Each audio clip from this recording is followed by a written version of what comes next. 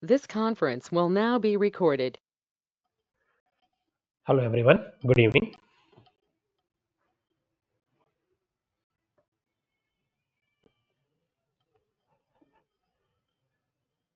I'm sharing my screen, guys. Can one of you please let me know once my screen share is visible?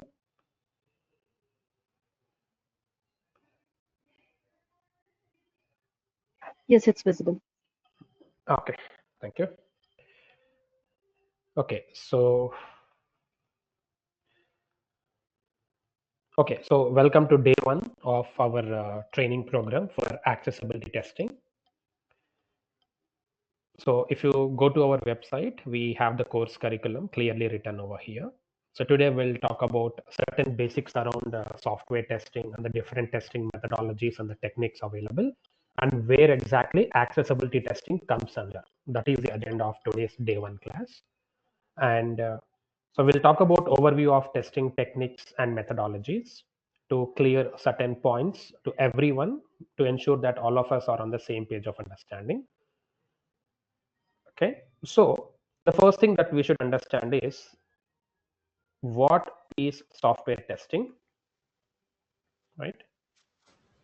And when we talk about software testing, of course, everyone has a different definition around the software testing. Most of you are experienced folks, or having learned manual testing, you are aware of what is software testing for sure. But let me try to put this in a different way. There are two objectives for software testing activity. So we have something called a primary objective, and there is something called a secondary objective. So if you understand the primary objective and secondary objective, that's what the software testing is all about. So when it comes to primary objective, it is not about finding bugs. Okay, software testing objective is not at all finding bugs. The primary objective of software testing is to ensure all the client given business requirements are developed by the developer in the given application or in the enterprise application. That's it. Right? Meaning, in the primary objective, we check whether there is a mapping to the requirement versus the code written. That's it. That is the primary objective of software testing, which is a verification activity, I would say. So the primary objective is, let me write it here, to ensure all the client approved business workflows are developed in the enterprise application. This is the primary objective of software testing. So if I'm a software test engineer and I was told to do testing, this is the first thing I should do. So in the sprint one, when you're following agile methodology, let's say the developer has given you two user stories that they are going to develop. Once the build is given to you in the same sprint, validate the user stories are first of all developed or not in the given application. Don't directly start executing test cases. That is a wrong approach. The first thing we do is read the user stories, understand what the client is asking us to develop in the application given to you by the developer. Check if those requirements are developed or not. Don't check if they are working or not. Check if they are developed, if they are visible. That's it. That's the primary objective of software testing. After the primary objective is met, then we go to secondary objective. The secondary objective is something that you all generally talk about, which is the process of executing the test cases and finding the discrepancies so that you can start raising the bugs. So the secondary objective is execution of test cases against the developed enterprise application with an intention to capture bugs in the application. So otherwise I can simply say secondary objective is find and capture all the possible bugs in the given application by the developer. These are the two objectives of software testing activity. Okay. Now here we obviously hear the word bugs, and I'm sure all of you are aware of it. A bug is nothing but a kind of discrepancy or a deviation that you are seeing from the expected result versus the actual result when you tested the application. Okay, so bug is something you are aware of, so I'm not going to talk about that. That's about little introduction towards what is software testing from a primary objective and secondary objective perspective. Okay. Now, any questions here? Like, do you agree with this, or you have a different thought process? Okay, Afro says the document looks smaller. So Afro's, what you have to do is, I'm not sure how your GoToMeeting window is. If you're logging on the browser, you have a three dots button on the top. Click on toggle full screen. Then the window comes bigger. So that's a setting you have to do on your browser. Okay. Guys, can you confirm if you are okay with what I said until this point? What is software testing primary and secondary objective? Do you agree?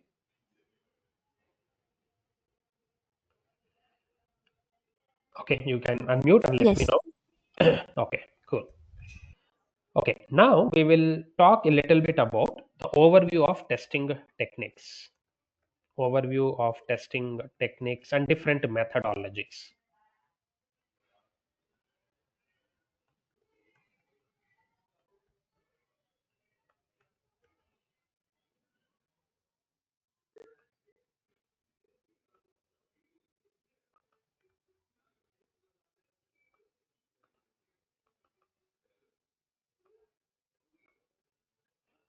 Okay, so let's talk about the different ways how people perceive the different testing techniques in the industry, right? This is something yesterday I was talking about in the demonstration class, but we'll go a little bit further here. So here I would say software testing can be classified further as, so how you can break the activity of software testing. So there are multiple ways. Every person has a different way of putting it forward. But I believe this is how I can classify software testing. So we have different types of software testing, right? Something will start off with, let's say, black box testing. Then you have white box testing. Then you have gray box testing. This is one way how people classify. Another way how you can classify is, let's say, you can classify it as manual testing, automation testing. That's another way how you can classify. Another way to classify it is, let's say, yeah, positive testing and negative testing and destructive testing. This is another way how you can classify software testing. Another way we can further classify is where you talk about your testing techniques like smoke or sanity testing, retesting, functional testing, or I would say regression testing, user acceptance testing, etc. So many ways are there how you can classify it. Another way how you can also classify it is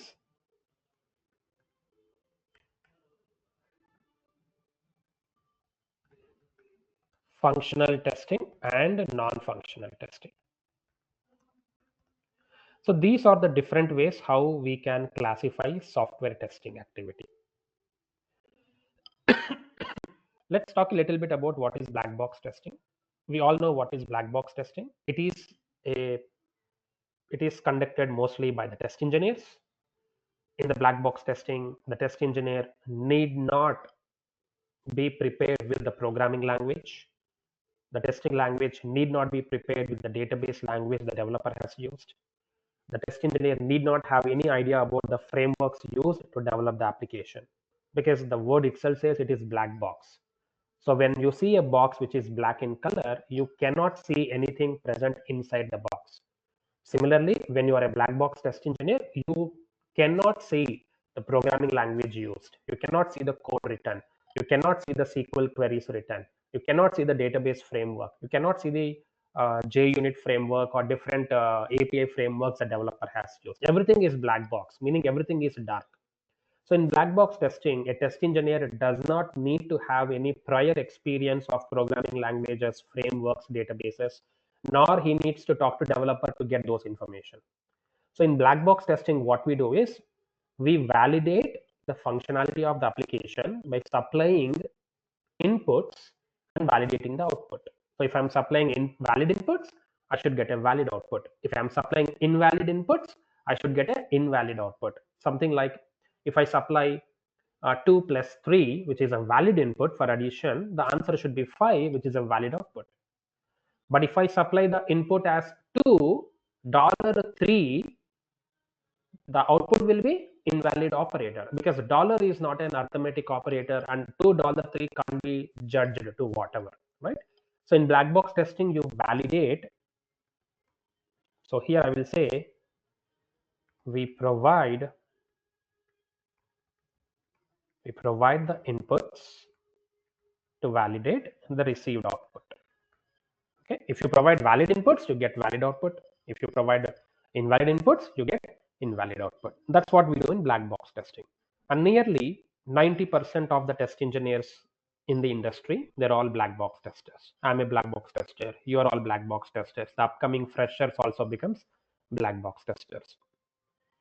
The drawback of black box testing is that we are not validating the code written. We are not compiling the code. We are not verifying if the code written is in the proper standards or not. So that drawback is fixed in the white box testing. So white box testing says the box is white in color, which means it's transparent. Anyone can see what is present inside the box. So the white box testing says that the test engineer should have a prior understanding of the programming language, the frameworks used by the developer in the developed project, the database related queries, the database related setup, everything. The QA engineer should be aware of all these things. Only then they can do white box testing. So what do they do in white box, assuming that they know the programming language, the SQL and the queries and etc.? They run the code line by line to check whether each line is executable or not. Are there any duplicated lines? Are there any outdated functions, methods, objects used by the developer? Is there a memory loss happening in the code written? Are the variables being initialized properly and then deinitialized at regular times? Are the variables getting created dynamically and then killed on the fly whenever they are not in use? Is the code optimized? Do we have a lot of dry code or dead code or code that is never running? Do we have too much of commented code? Or is the developer using a function which is outdated that can cause some security concerns when deployed on the production? These are a couple of pointers what a white box tester will do. So white box tester will never say that I'm providing input and I'm validating output. No, his job is not to do functional testing by providing inputs and validating output. His job is to check the code. Okay, he is not interested in output. He is not interested in the what do you call, the overall response coming from server. He's worried more about the appearance of the code inside the box. So I'll say here we test the code, we test the database, we test the queries, we test the frameworks, we test the server side logics at the code level. Okay, this is white box testing. And in the world, we have like 10% of the test engineers focused on white box testing. Since it's a very specialized skill set and needs a lot of programming language background, only few developers who are interested, they convert to white box testers. A normal black box tester may not become a white box tester because it involves you becoming or transitioning into a developer role. And obviously gray box testing is a combination of black box testing and white box testing. So when the test engineer is someone who can do both black box layer testing and white box layer testing, we term that as gray box testing or gray box test engineer. So this is one way how you can classify the testing types. So typically these three things, whatever I'm highlighting now, they come under testing types. Okay, any questions to me, guys, here? Am I clear until this point? Do you have any questions? I'm good. Thank you. Okay, now let's go one step forward. Then you have this manual testing and automation testing. Now these are not testing types. I would probably say these are testing mechanisms that you can talk about. So we have something called manual testing, and then we have something called automation testing, and I'm sure everyone is aware of it. but let's ensure that we all talk a similar language in this course. So when we say manual testing, all the efforts by the test engineer are done in a manual, laborious way, which is time consuming. Right? Example, if I say my manual testing in a project involves writing 100 test cases, executing those 100 test cases every time the developer gives a build to the testing team. So you are writing test cases, it's a manual effort, right? No one is writing on your behalf. You are writing the test cases on your own. Every time the sprint changes, you have new user stories coming up, you write the test cases. So writing the test cases is a continuous activity, which is a manual process. Next, after the test cases are written, you should also execute the test cases in the same sprint. Who will execute? You have to execute. No one else will come and execute for you. So execution of those test cases against the application is also a manual effort. Everyone has to do manual effort. Like I'm training you now, I'm speaking, it's a manual effort, right? And for the next 40 minutes I have to speak, and there is no automation. I'm a real human being and I'm speaking, so it's a manual effort I'm doing it, which is laborious process, time consuming process, sometimes prone to errors, because human beings are lazy to do the same activity again and again, right? When you're asked to do the same thing again and again, you get bored at some point of time, and you go with an assumption that yeah, this will definitely work, I can definitely drive even a Mercedes Benz because I have been driving, a Fortuner, right? So that's the confidence you get, and sometimes we make mistakes out of it because you do not know the mechanics of some other car or some other bike.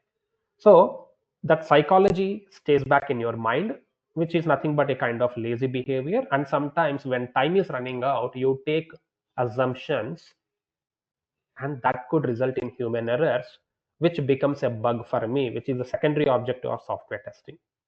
So in manual testing, everything is time consuming, right? So here we write the test cases manually, plus we execute the test cases manually, plus we report the test status reports manually, plus we raise bugs manually. We raise bugs in any bug tracking tool, let's say Jira. So all these activities, right, this is what every test engineer does, plus some other things, probably attending the stand-up calls, those things. But typically at the life of a test engineer is you write the test cases, you execute the test cases, you submit a report at the end of the day that, hey developer, these are the test cases executed, these are the test cases passed, this is a count of test cases failed, these are the test cases not executed, these are the number of bugs we have found. And then you raise those bugs in Jira manually. So everything is a manual process, and you have to do this on a daily basis. Every time you get a build, you have to do. Even if you don't get a build, you do some testing in the form of regression testing. So every day, same work, same work, same work. That is nothing but your normal software testing or manual testing.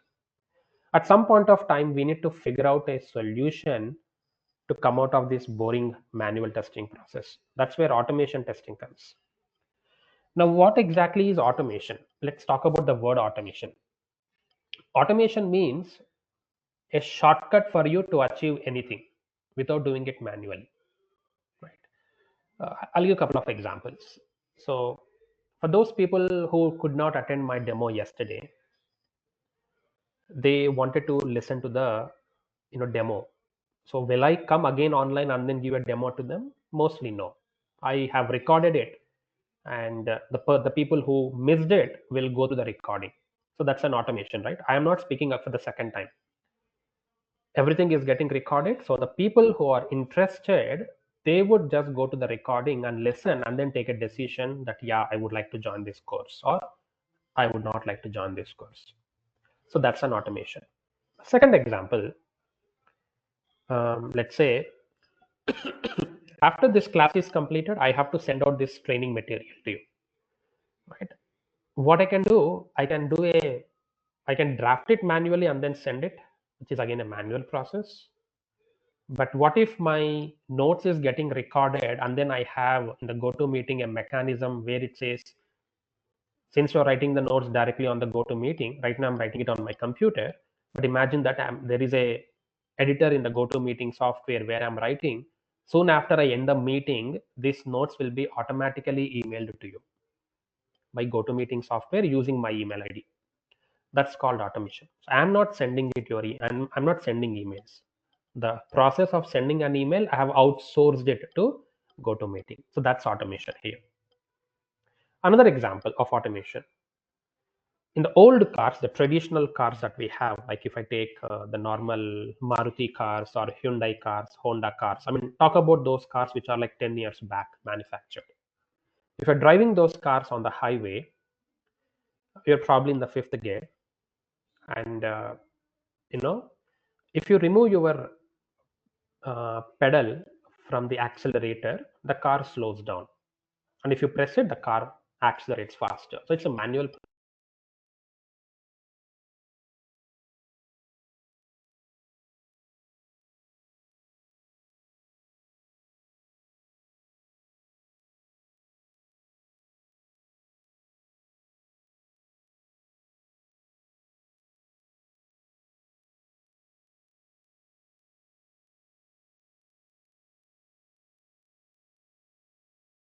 See today, we call them as ADAS features, right? So these days, when you're driving the car in the fifth gear, I mean, if you talk about XUV 500, XUV 700, Fortuner, or the premium cars like Mercedes Benz, BMW, etc., you have, this. I could not recollect the name of the feature, but when your pedal is on the accelerator, and then you turn on the knob, and you can happily remove your leg from the accelerator, and the car will drive at the same speed continuously. You can relax by removing your leg because you have turned on a setting that will take care of running the car at the same acceleration speed. That's automation now. And there are kind of auto brakes available where when the camera sees a kind of object in front of the car, let's say 20 meters ahead, it slows down the car automatically. And there is anti-braking system, and there are a lot of other features where you are climbing up the hill or climbing down the hill. There are features in your cars, especially in Tata Harrier or in XUV 700. Those features are there where it takes care of anti-skidding so that it won't go down the hill in a very fast acceleration way. So they're all automated now. So that's nothing but my automation. So that's the meaning of automation testing, right? So anything that I can achieve in a shortcut way is called as automation. Another example I can also think of giving is, let's say,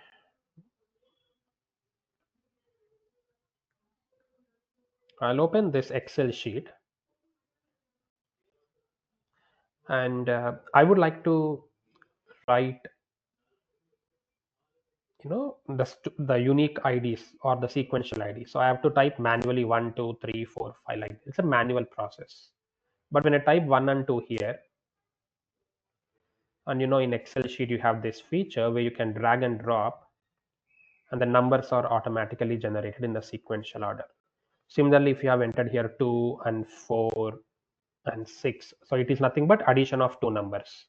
I mean, plus 2 is what you are adding, and that's what it will take care of it. So this is some automation built into the Microsoft Excel by the manufacturer. So this is nothing but automation because I'm able to generate everything randomly, right?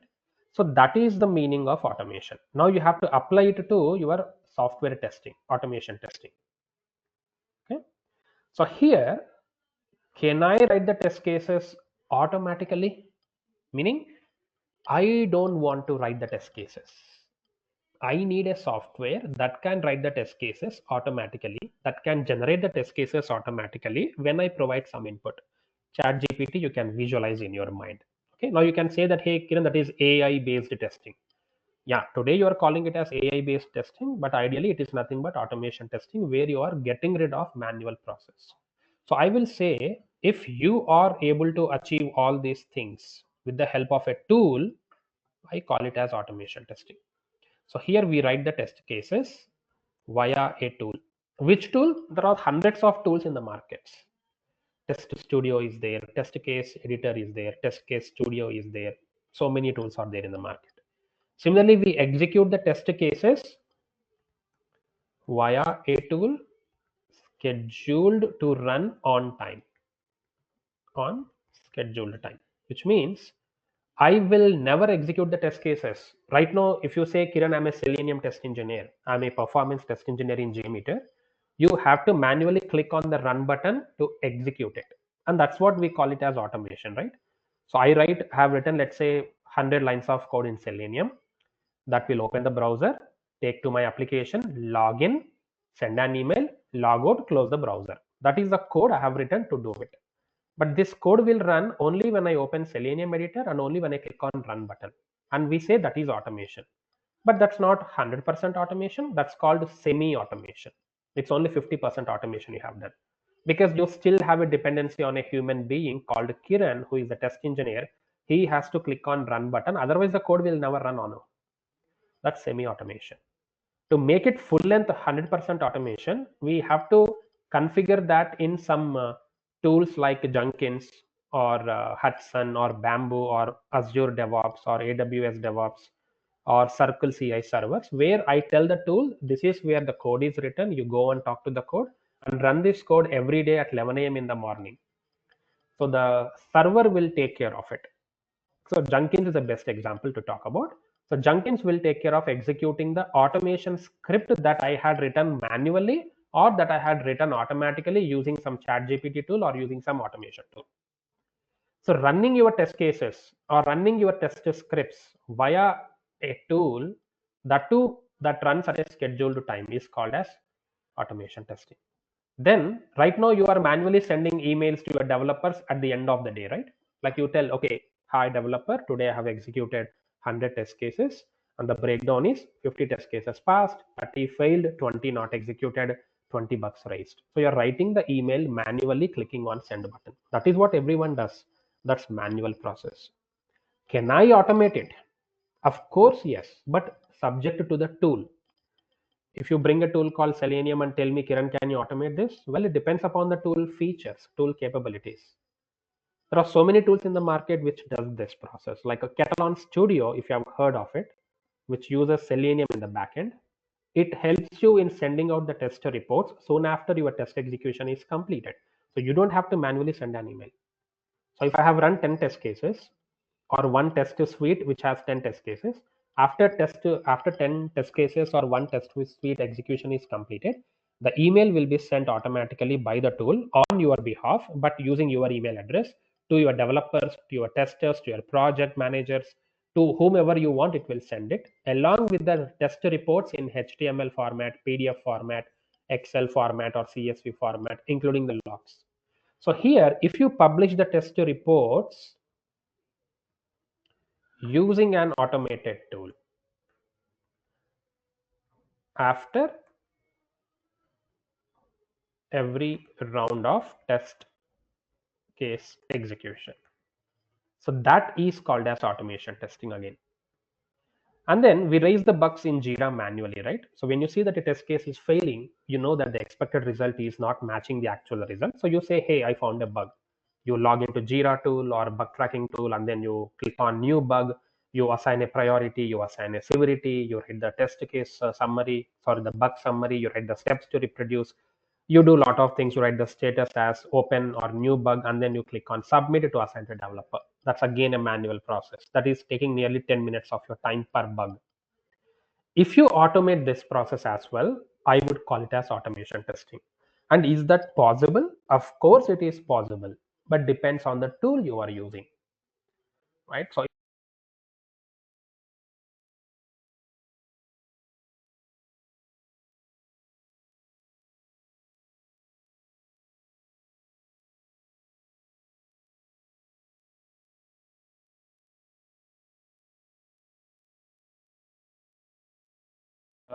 APIs of Jira with my Postman, and every time my API test execution fails, it automatically connects to Jira and then raises the bug on your behalf with the accurate bug summary, with the detailed steps to reproduce what is the expected result, what is the actual result. It will also tell to whom you have to assign the bug to. You have to just configure it. Okay, nothing is magic. Initial configuration has to be done manually. Later on, every time you execute it and things starts failing, it will obviously raise the bugs in Jira automatically. So here we raise bugs in Jira whenever the test case fails during automation test execution. We raise bugs in Jira automatically, not manually. So if you are able to do all these things, then I would say it is automation testing. If you say, no, we are not doing all these things. In my project, I write code in Selenium, I click on run button, and then the browser opens, execution happens. I decide if it has passed or failed. Then you are doing semi-automation. It's not 100% automation. So this is another way how you can classify the software testing mechanisms, manual testing and automation testing. Okay, I'll see if there are any questions. Am I clear until this point to everyone?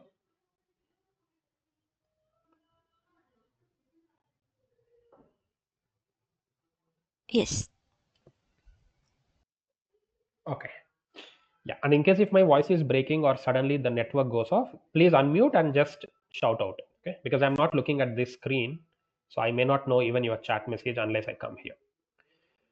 Okay, so we are talking about how software testing techniques and methodologies are there.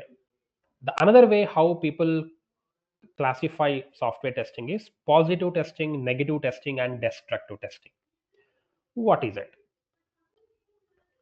So positive testing means the intention of the test engineer is to prove that the application that you are testing will definitely work.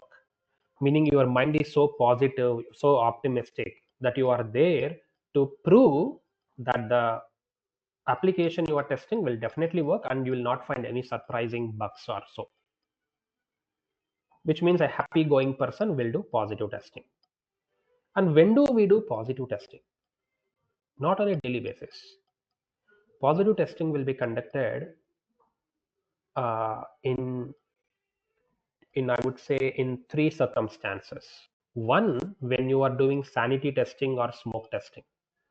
So in sanity testing or smoke testing, your intention is to ensure that the basic functionalities of the application will work as expected without any failures. Meaning, I should be able to launch the application. That's a sanity smoke test case.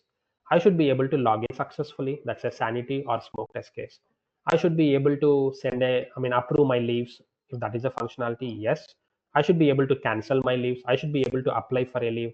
I should be able to log out from the application. So these are positive testing scenarios. They are called as sanity or smoke test cases. So this is one circumstance in your testing lifecycle where you do positive testing.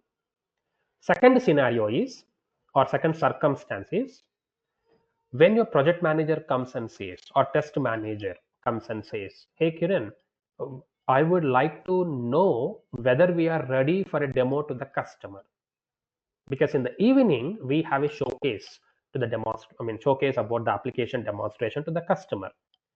So when my project manager comes to me and asks my opinion, I should give confidence to my project manager that, hey, you know what? The application is working fantastically. Please go ahead.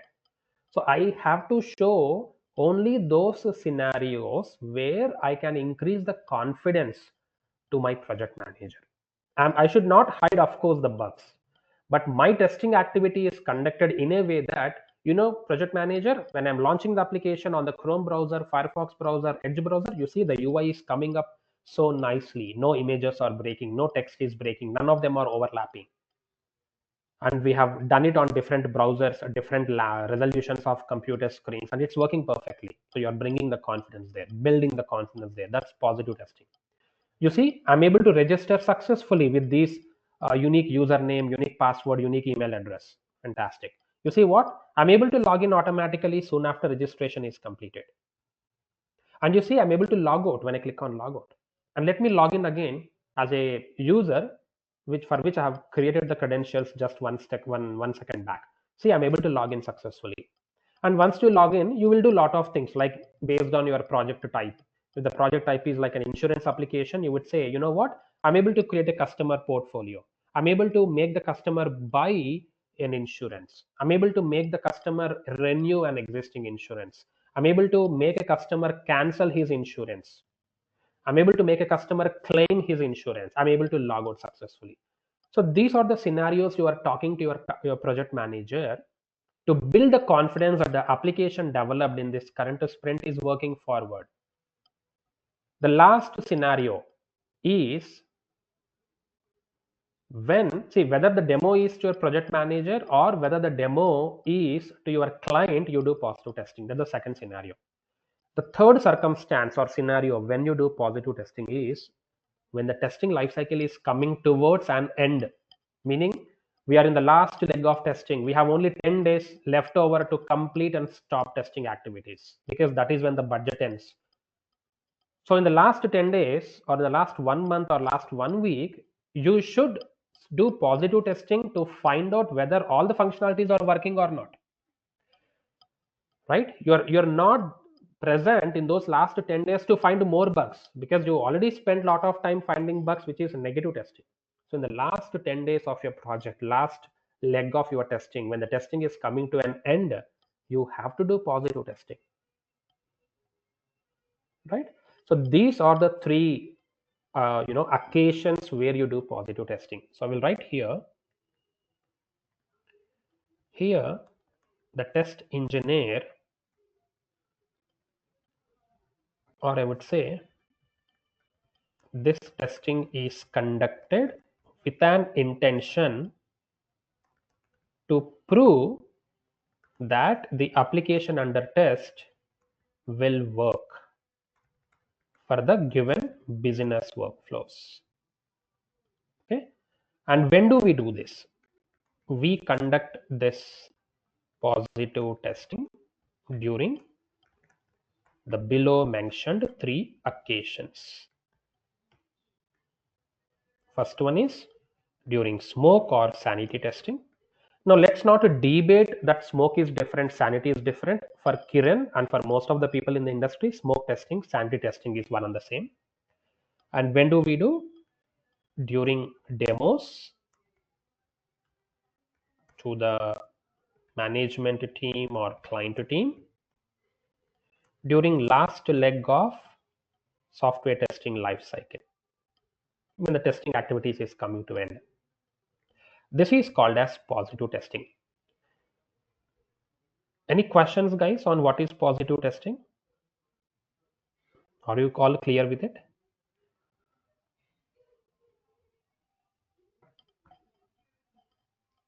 Understood. Okay. Okay, then let's talk about negative testing. Obviously, it is quite opposite to positive testing. So who does negative testing? All the things that I'm writing, they're all done by test engineers only. So what is negative testing? So this is conducted only to prove that the application you are testing will fail in some requirement stage or in some scenarios, in some edge cases. So your intention is to prove to the developer that I will make the application fail so that I will find a bug. Now, why should I behave so negatively? Simple. The reason is I have to follow my secondary objective. Positive testing is primary objective. If you are correlating all my document notes, whatever I'm speaking, everything is interrelated. Positive testing is your primary objective. Negative testing is your secondary objective, because only in secondary objective your intention is to find bugs. And when will you find bugs? Only if your intention is negative, not positive. Right? So this negative testing is conducted with an intention to prove that the application will fail, hence you will find bugs. And under what occasions or circumstances you will do negative testing? I would say during your regression testing, your thought process is negative. During functional testing of your test cases, your thought process could be negative. During or when the build is given for the first time or second time, third time, nth time, your intention is always negative because you have to find bugs. Only then the application quality, the code quality will increase, because the more bugs you unearth, the more fixes the developers can give and more happy your customer will be. That's when usability comes into picture later. Okay. So when I say during last leg of STLC here, you can write in the brackets using user acceptance testing, or when testing activities are coming towards closure at the end of STLC software testing lifecycle. Okay. Now coming to negative testing, I will say this testing is conducted with an intention to prove that the application under test will not work for the given business workflows. Will not work means it will fail. Here your intention is to prove it will work. Okay. And when do we conduct negative testing? We conduct this negative testing during the below mentioned occasions. What are they? So I would say during your regression testing, I would say 1. Then during the initial build release cycle, build releases cycle to the QA team, meaning the first build, second build, and so forth, and the 10th build. Let's say in the project, my project plan says that this project will be for 6 months, and every week you get a build, which means in a month I will get 4 builds. So 6 months, 4 builds per month, 4 6 are 24. So 24 builds I will get. Maybe the first build to 20th build I will focus on negative testing. Last 4 builds I'll focus on positive testing. So that's what I meant by during the initial build release cycle to the QA team. Okay. Our intention has to be to find more bugs. So you will spend 80% of your testing activities under negative testing only. Okay. If you have more reasons, you can write down. I could think of only these 2 occasions. I'm just writing it down. Okay. Any questions on the negative testing? Is that clear?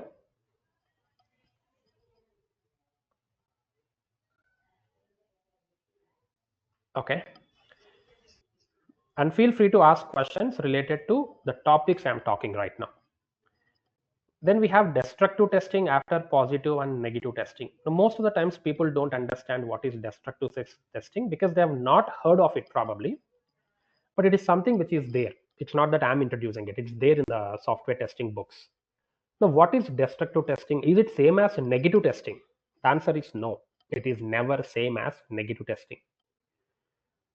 In destructive testing, we do testing to an extent that it might corrupt, it might damage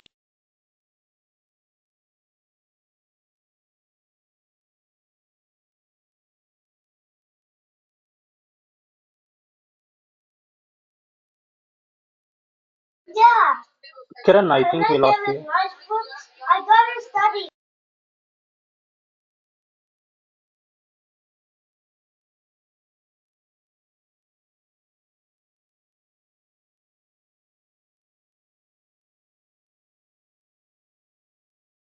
than destroying the opponent. Right? It's all about how soon you get up and then try to play against the opposite guy. Right? So when Kiran, like we lost you for a couple of minutes actually. during destructive testing, you mean? Yes. Okay. I'm sorry. I think there is an issue with GoToMeeting because when I'm doing the same program with Zoom, there is no such problem. Okay, let me repeat what is destructive testing. So destructive testing is never same as negative testing. Okay, so don't assume negative testing and destructive testing are similar. No, they are not at all similar. They are completely different. Why do we do destructive testing is to check the resiliency factor of your server application or your database application, which means how soon the database can start again when you bring it down. how soon your server can come up again when you bring the database down or server down. That's called as resiliency factor. The example I was giving is compare destructive testing with World Wrestling Federation, the WWF or WWE, which you see on the sports channel, right? It's a very destructive game. It's not similar to kabaddi or normal karate or taekwondo, right? It's very destructive. So in what situations we do destructive testing is when you are doing penetration testing, which is a flavor of security testing, your intention will be destructive. The reason is to find success rate in penetration testing when you are doing SQL injection or cross-site scripting or server-side request forgery, or you are doing any other kind of attacks, right? Like distributed denial of service attacks, brute force attacks. You will attack the server and the database continuously by sending thousands of records of data, thousands of malicious code. In that process, the database can go down, the server can go down. You know that they will go down, but still you have to do it because you are doing a penetration test to see if your application is securely built or not. That kind of test is called as destructive testing. So penetration testing is an example for destructive testing. Then another example which you can relate is, see, now the festival Pongal Sankranti is coming up, right? Assume that Amazon, Flipkart, these people come up with some special offers, just like the Great Indian Diwali sale or Great Indian Festival, whatever name. During those festivals, by the e-commerce applications, they run lot of discounts, lot of products will come into picture, lot of offers will come into picture, and people purchase during the festival days continuously, right? I might buy in the morning, you might buy in the afternoon, someone can buy in the evening, someone buys in the midnight. The server has to run 24/7 because it gets traffic continuously, right? So before they say the sale is live, their testing team will also test whether their servers can run continuously for hours together, for days together. If one server is going down, another server should be created on the fly using auto scaling facility in AWS or Azure, and then killing the servers when they're not being used. So there also they do destructive testing in the form of soak testing, endurance testing, stress testing, load testing, kind of performance testing. That is also destructive testing. So two examples I'm giving you for destructive testing. One is penetration testing, which is a flavor of security. The other is soak, endurance, stress, load, which is a flavor of your performance testing. That's when we say we do destructive testing. So I'll say this testing is conducted with an intention to verify the resiliency factor of the server or database application. We conduct this destructive testing during the below mentioned two occasions. One is during penetration testing, the other is doing soak testing or endurance testing. Soak and endurance is very much dangerous. Then you have load testing, stress testing. Maybe I'll change this to 4 now. We can write more reasons. I'm just thinking of 4 scenarios, 4 occasions now. It could be more also based on the discussion that we can take. Am I clear, guys, now on destructive testing?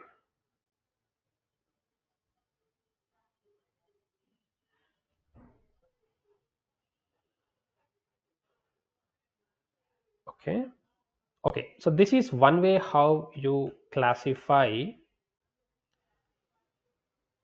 the testing techniques. Okay, going further, you have these regular terminologies, right? I'm not going to talk much about them. You know about it. Smoke testing or sanity testing. This is like doing the basic functional testing. Retesting is the process of verifying whether the bugs fixed or really fixed or they are not working. Regression testing is conducted with an intention to check if the code changes made by the developer because of bug fixes, or because he is adding new code, or because he is modifying the code, or because he is optimizing the code, is it breaking existing functionality which is already developed? That's called regression testing. You are aware of it. UAT is user acceptance testing, where the customer will do positive testing on your application. So this is another way how you can classify. I just wrote 4, but there are so many other testing techniques which you are aware of, like ad hoc testing, exploratory testing, compatibility testing, alpha, beta, etc., etc. Finally, we have the last conversion, which is functional testing and non-functional testing. So you can classify software testing techniques as functional testing and non-functional testing as well. So what is functional testing? Nothing but your black box testing. Black box testing is also called as functional testing.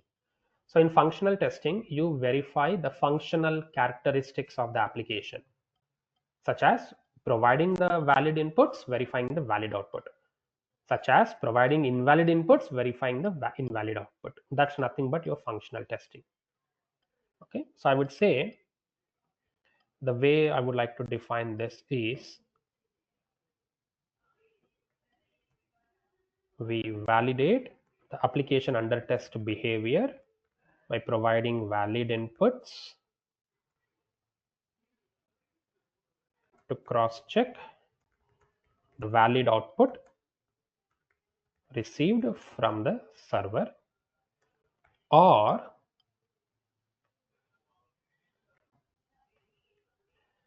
we validate the A2 behavior by providing invalid inputs to cross check the invalid output received from the server. That is nothing but your functional testing. Okay, in fact, all the test engineers, you, me, everyone, we are all functional testers. We launch the application, we provide a username, password, and then we say if you are logged in or not. I provide an unused, not registered username and password, and then I click on login. I should get a message that this user does not exist in the database or invalid credentials. Something like that is what my functional testing.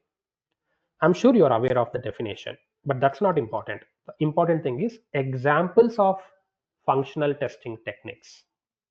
Okay, so the question is, when do I do this? So we conduct functional testing during when? Okay, I will say we conduct functional testing during the below testing techniques, or I would say during the below. We conduct functional testing in the form of, so whenever I say smoke testing or sanity testing, it's nothing but kind of functional testing. Okay, then retesting is an example of functional testing. Regression testing is an example of functional testing. Ad hoc testing is an example. Exploratory testing is an example of functional testing. User acceptance testing is an example of this testing. Then we have, what else we have?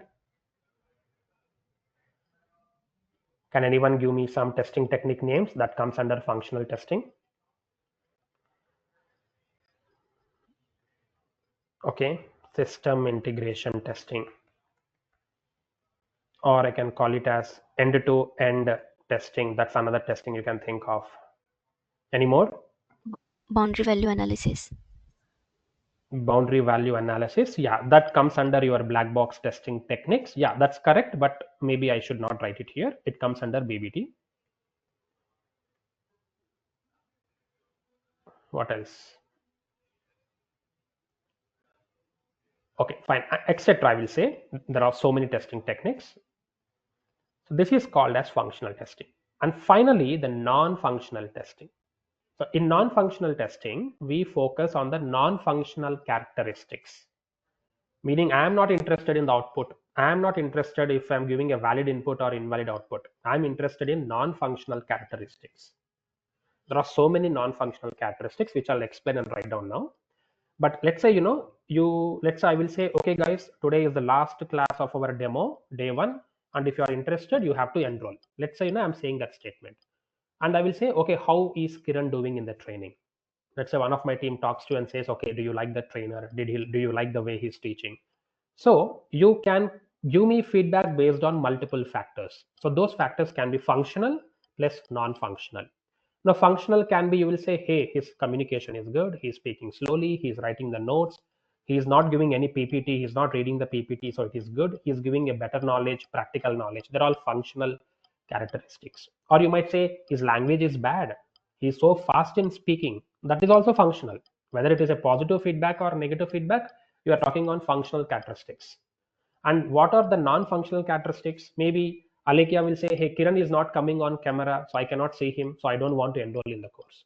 So you are evaluating me on a non-functional characteristics. Maybe you wanted to see at my appearance. And maybe if it's a classroom training, you would say, Kiran, your height is like 5'11", so I'm not interested in the class, or I'm interested in the class.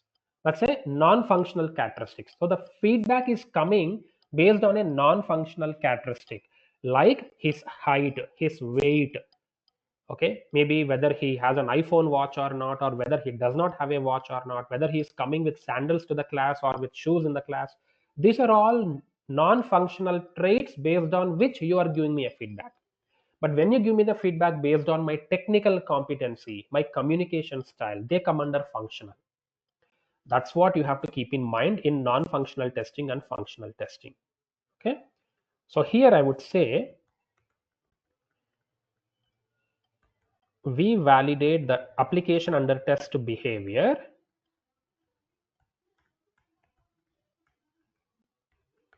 we validate the AUT behavior around non-functional traits or characteristics.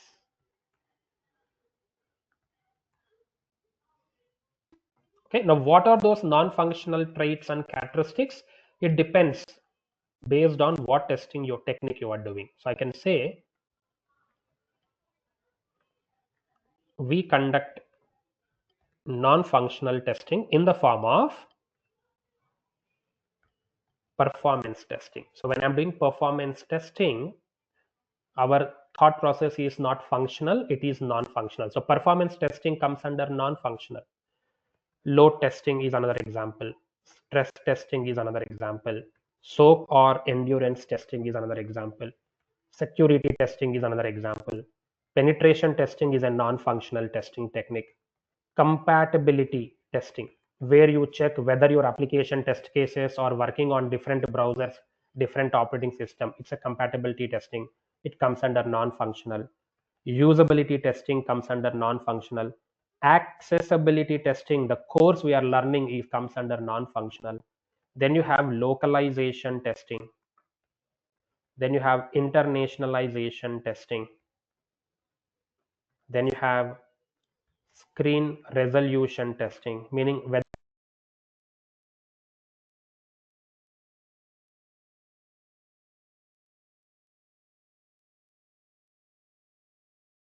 here. Can anyone give me one more example of non-functional testing which I did not write here?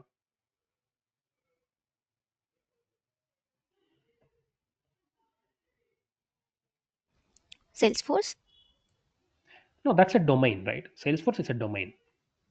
but we have testing there also, right? We have, but we cannot say Salesforce testing is non-functional or functional. It's a domain level, I would say. Okay. Okay, maybe etc. We don't have to learn all of them. But all these testing techniques comes under non-functional testing. And you have to understand that whatever we are learning, accessibility testing, what is it? It's a, so I will write here, accessibility testing comes under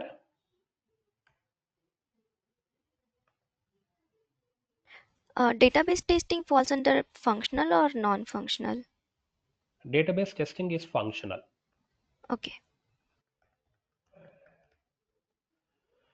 So accessibility testing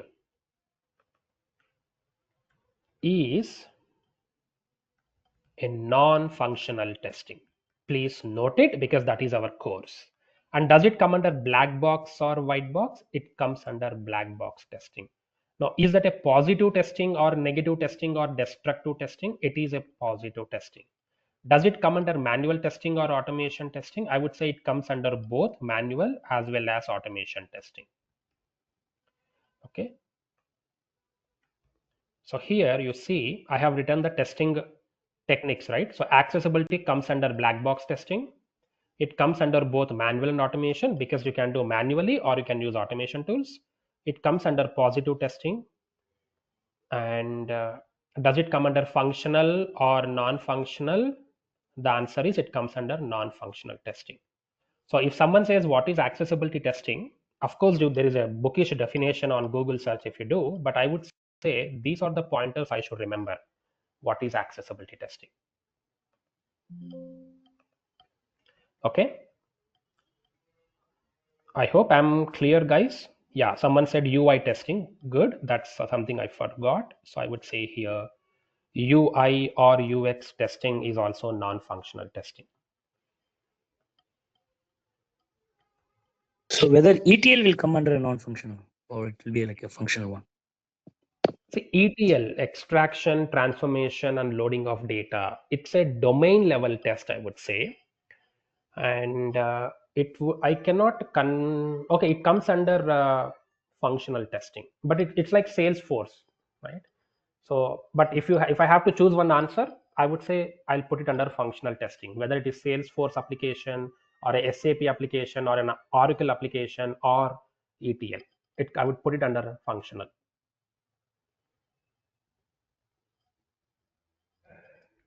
Okay, so if you look at my course content, what we have discussed today in day 1 of the course is the first 2 bullet points. Okay. And yeah, before we conclude the class for today, do you guys have any questions?